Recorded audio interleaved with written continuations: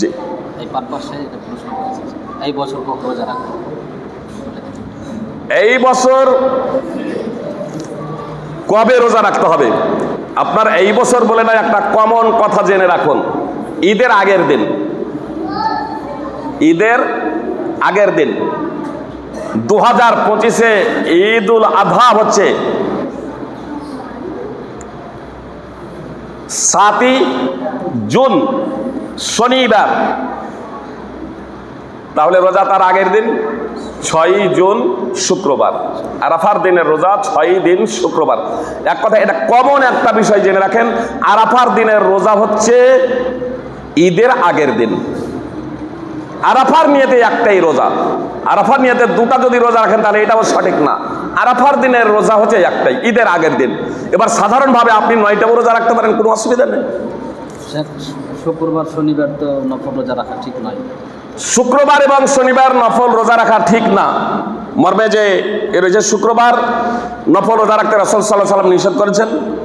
এমনকি শনিবারও নফল রোজা রাখার ব্যাপারে নিষেধাজ্ঞা প্রসঙ্গে একটি হাদিস বর্ণিত আছে, যদিও হাদিসটিকে ইমাম তিরমিজি এবং আল্লামা নাসিরউদ্দিন আলবানী রাহিমাহুল্লাহ হাসান তথা বিশুদ্ধ বলে উল্লেখ করেছেন, তবে শেখ ইবনে বাজ, ইবনে উসাইমিন প্রমুখ এবং অন্যান্য মুহাদ্দিসগণ অনেকেই হাদিসটাকে জয়ীফ বলে উল্লেখ করেছেন।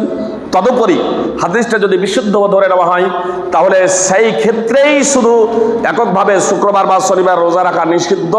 যে কেউ এককভাবে সাধারণভাবে কেউ রোজা রাখার নিয়ত করবে যে আমি শুক্রবার রাখবো, অথবা কেউ রোজা রাখার নিয়ত করবে যে আমি শনিবার রাখবো, তাহলে এটা নিষিদ্ধ।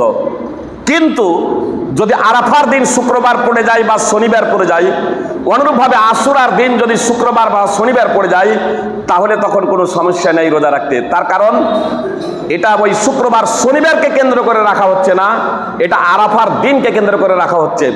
সুতরাং শুক্রবারের দিন যেটা নিষিদ্ধ রোজা রাখা ছিল, এটা শুক্রবারের দিনকে কেন্দ্র করে রোজা রাখা হচ্ছে না, বরং আরাফার দিনকে রোজা রাখা হচ্ছে। এটা আলাদা প্রসঙ্গ যে আরাফার দিন শুক্রবার পড়ে গেছে, ফলে এই আরাফার দিন হিসেবে রোজা রাখতে শুধু শুক্রবার কোনো সমস্যা নাই। শুধু শুক্রবার আরাফার দিন হিসেবে রোজা রাখতে কোনো সমস্যা নাই। মহিলারা কি কুরবানির পশু জবাই করতে পারবে? জি, মহিলারাও কুরবানির পশু জবাই করতে পারবে, কোনো সমস্যা নেই। আবু মুসা আল আশআরী রাদিয়াল্লাহু তাআলা আনহু তার নিজের মেয়েদেরকে বলেছিলেন, তোমরা নিজ হাতে তোমাদের কুরবানি করো, যে তোমরা নিজ হাতে। এটা জরুরি নয়, এমনকি ছেলেদেরও যার কোরবানি যে প্রত্যেকেই জরুরি নয়, সে যদি পারে সেটা মোস্তাহাব তার জন্য যে নিজে এরকম কোরবানি করবে। যদি না পারে তাহলে অন্যকে দিয়ে কোরবানি করাতে পারে, কোনো সমস্যা নেই।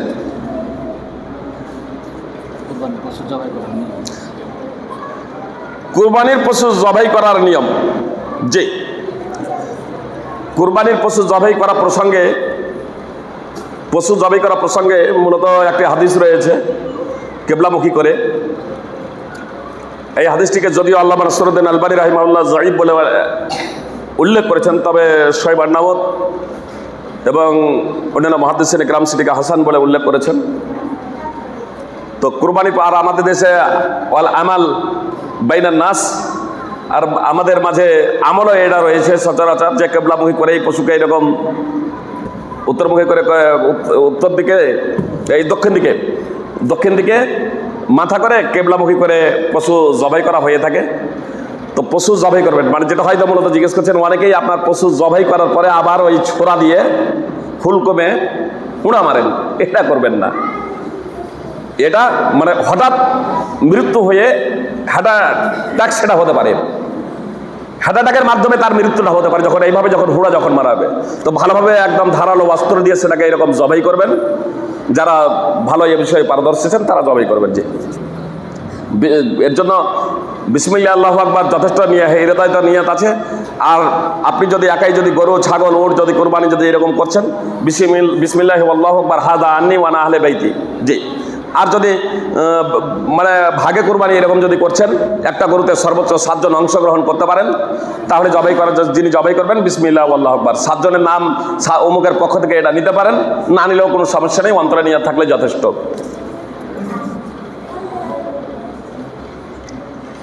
একই ঈদগাহে 2 বার ঈদের নামাজ পড়া যাবে কি? সুপ্রিয় ভ্রাতৃবৃন্দ, যদিও কিছু কিছু জায়গায় একই জায়গায় দুইবার কিছু কিছু জায়গায় এরকম পড়ে থাকে, আমি তো একজন সাধারণ ব্যক্তি।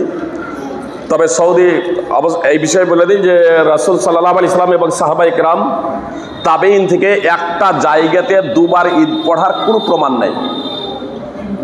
একটা জায়গাতে দুবার ঈদ পড়ার কোনো প্রমাণ নেই। যে যেমন জুমার নামাজ, একটা জায়গায় কি দুবার জুমার নামাজ পড়া হয়? দুবার জুমার নামাজ পড়া হয় না। একটা জায়গায় যখন লোক ধরে না তখন দ্বিতীয় জুমার ব্যবস্থা করা হয়। একটা জায়গায় জুমার লোক যখন না ধরে দ্বিতীয় জায়গায় জুমার ব্যবস্থা করা হয়। অনুরূপভাবে একটা জায়গায় ঈদের যদি লোক যদি না ধরে তাহলে দ্বিতীয় জায়গায় ব্যবস্থা করাটাই হচ্ছে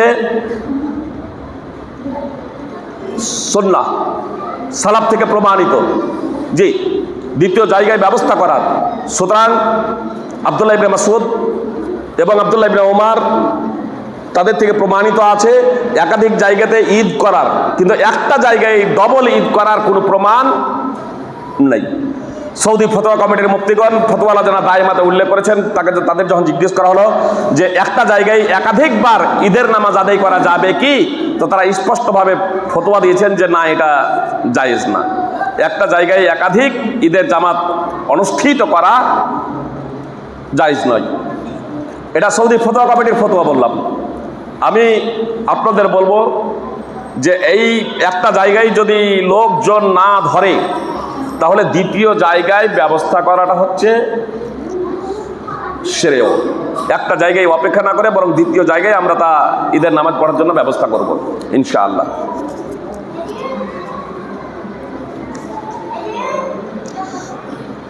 কুরবানি না দিলে কি গুনাহ হবে?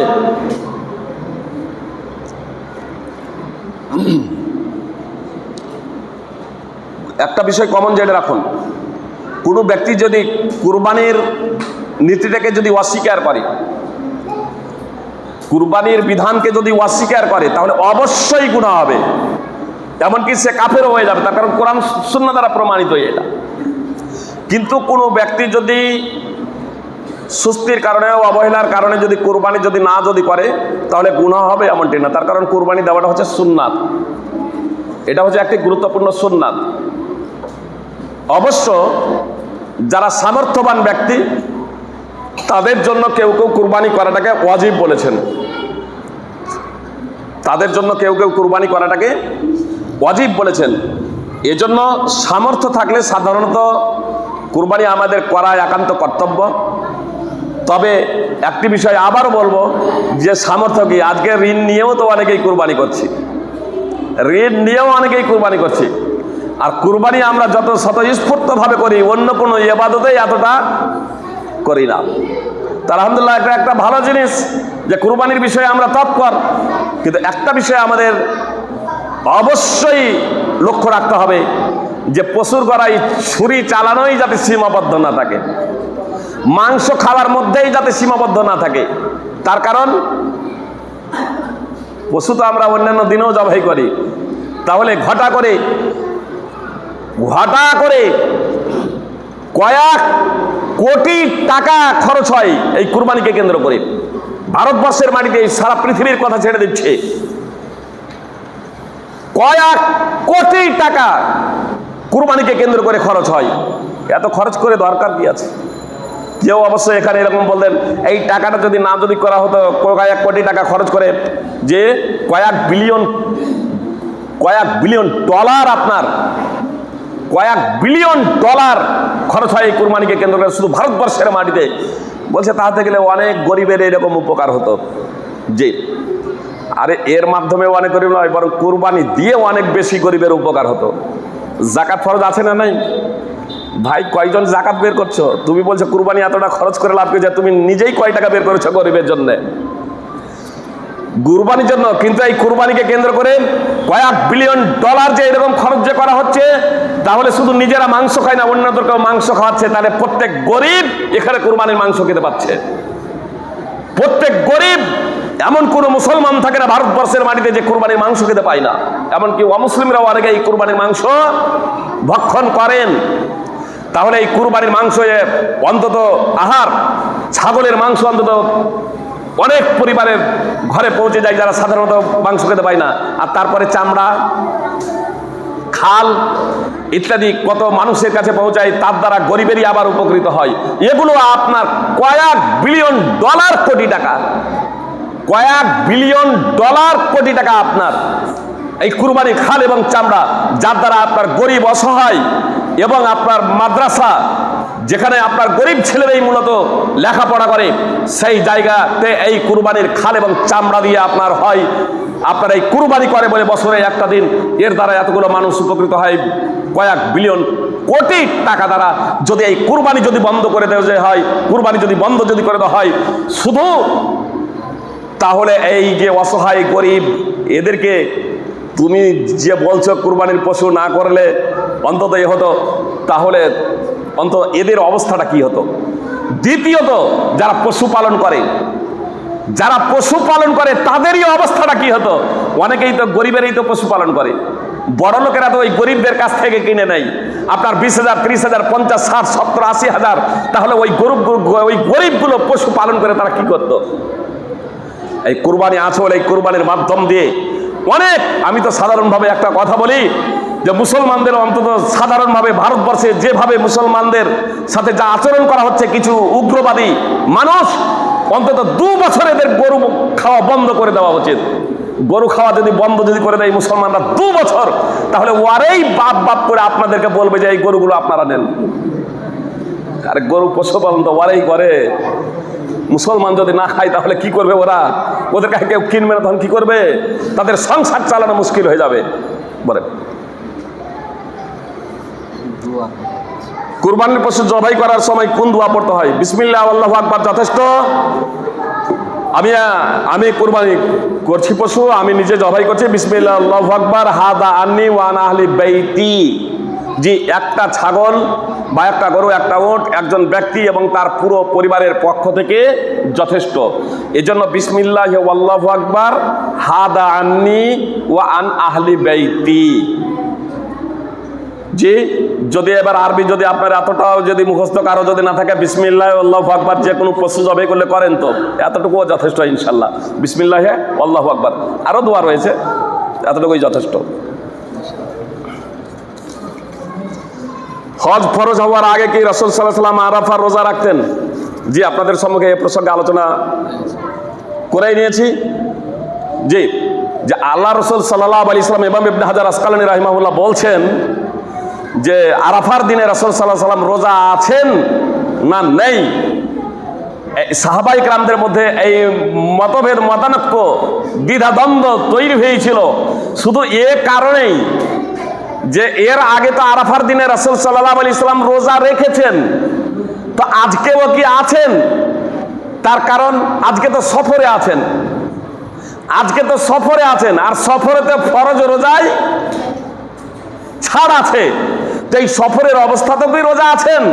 নাই আরাফার দিনের ফজিলত এবং মাহাত্ম্যকে কেন্দ্র করে বিগত দিনে যেমন রোজা রেখেছেন আজকেও রোজা আছেন? ইমাম ইবনে হাজার আসকালানী রাহিমাহুল্লাহ ফাতুল বারীতে এ প্রসঙ্গে বিস্তারিত আলোচনা করেছে। এত দ্বারা বোঝা যায় যে নবী সাল্লাল্লাহু আলাইহি সাল্লাম এবং সাহাবায়ে কেরাম তারা আরাফার দিনের আগেই রোজা করতেন। জি, 10ম হিজরিতে রাসূল সাল্লাল্লাহু আলাইহি সাল্লাম হজ করেছেন, আর তারপরে তার আরাফার দিন পাননি, তারপরে আর আরাফার দিন পাননি। তাহলে আগেই আরাফার রোজা রেখেছেন, পরে নয়। হজের পরে রাসূল সাল্লাল্লাহু আলাইহি সাল্লাম, হজের সময়ও এবং হজের পরে রাসূল সাল্লাল্লাহু আলাইহি সাল্লাম রোজা রাখেননি, এ বিষয়ে কারো কোনো দ্বিমত নেই।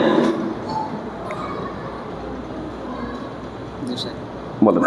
জিলহজ মাসে কিছু কিছু মসজিদে তাকবীর পাঠ করা হয় যে কোনো সময়তে, এটা কত? জি, আপনার জিলহজ মাসে কত কত মসজিদে তাকবীর পাঠ করা হয়। আপনার এই জুলহিজ্জা মাসের চাঁদ উঠে যাওয়ার পর থেকে নিয়ে আইয়ামে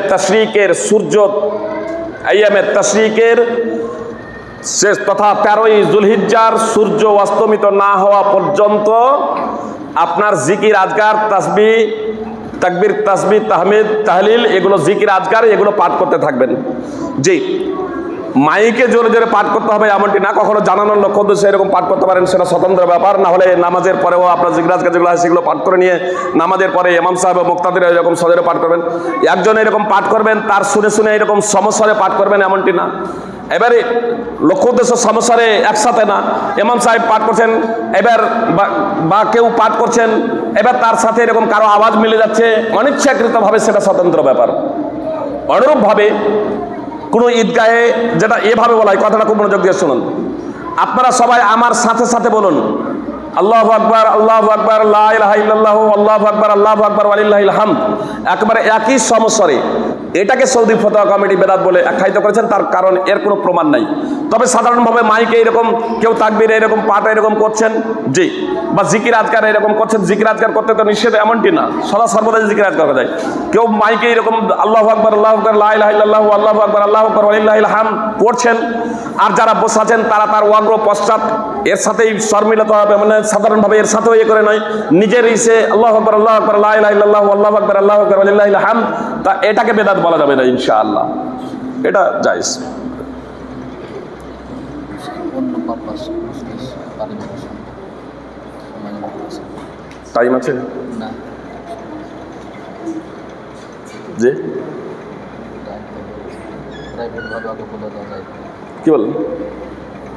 পারিবারিক সম্পর্কে নিয়ে কিছু ফরাইজ জমির ব্যাপারে বিস্তারিত শুনেছি। আপনার একটা বিষয় হচ্ছে যে একটা ফারাইজকে কেন্দ্র করে প্রশ্ন এসেছে আর টাইমও নাই, আর এখানে মাদ্রাসাও আপনাদের আছে, লালগোলা মাদ্রাসা, লালমাটি মাদ্রাসা পার্শ্বেই, বা এখানে গাজীনগর মাদ্রাসাও আছে।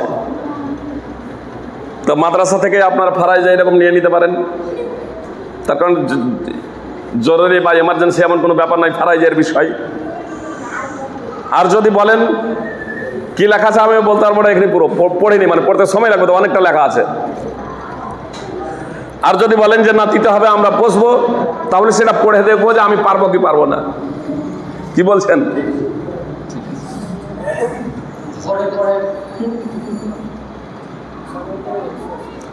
সবাই কি বলছেন?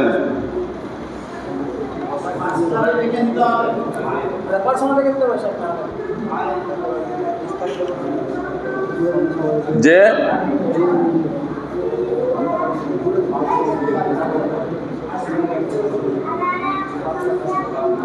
বিষয়টা হচ্ছে ফারাইজের বিষয়টা তো সবারই ব্যাপার না, না কি বলছেন? ইনার ফারাইজের ব্যাপার আছে, তো ইনার ব্যাপারটা না, তাহলে ইনি তো আমাকে পার্সোনালি জিজ্ঞেস করতে পারেন।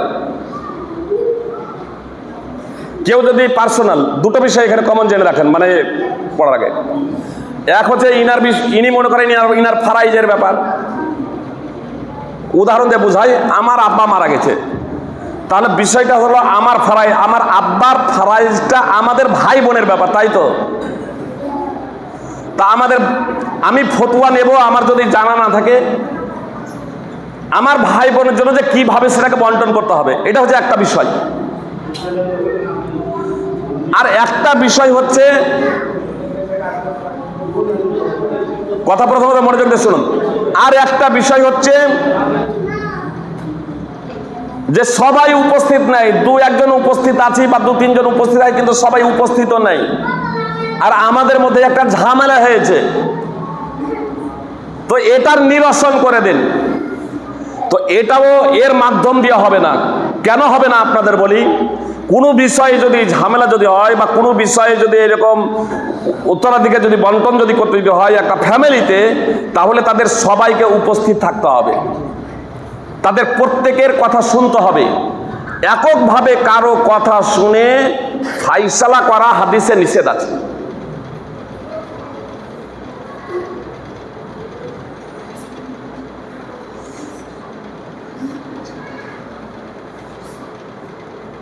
কি বলছেন? তারপরেও বলবো,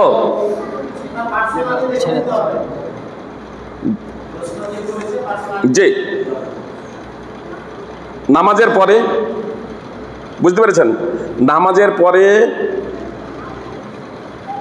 একটা এই কথা বলে আমার বক্তব্য ইতি করছি। নামাজের পরে যিনি জিজ্ঞেস করেছেন ফতোয়া ফারাইজের ব্যাপারে, নামাজের পরে তিনি আমাকে জিজ্ঞেস করবেন, বুঝতে পেরেছেন, যে আমি তাকে এই বলবো যদি হয়, আপনি যা জিজ্ঞেস করেছেন এই যদি হয়, তাহলে মিরাস এতটা পাবে এইটুকু। কিন্তু এটা আমি ফাইসালা নয় যে আপনি এতটুকু নেবেন। তার কারণ যতক্ষণ পর্যন্ত সব দিকের কথা না শোনা হবে, বাস্তবিক সব দিকের কথা, যারা উত্তরাধিকার আছেন, ওয়ারিস আছেন, ততক্ষণ পর্যন্ত যাবে না। তার কারণ অনেক সময় বলতে মিস করেন, বা অনেক সময় জিজ্ঞেস করেন, উজ্জ্ব রেখে কথা বলেন। অনেক সময় উজ্জ্ব রেখে, একজন বলছে নিজের গাছ লাগিয়ে ফল খাওয়া যাবে? নিজের গাছে গাছ লাগিয়েছে তো নিজের গাছের ফল খাওয়া যাবে? তো যে শুনবে সেই তো বলবে যে নিজের গাছের ফল খাওয়া যাবে না, মানে নিজের গাছের ফল খাবেন। এখন ওর যদি উদ্দেশ্য থাকে যে ওর নিজের মেয়ে, ওর ফসল, নাউজুবিল্লাহ, আল্লাহ তাআলা আমাদের হেফাজত করুক।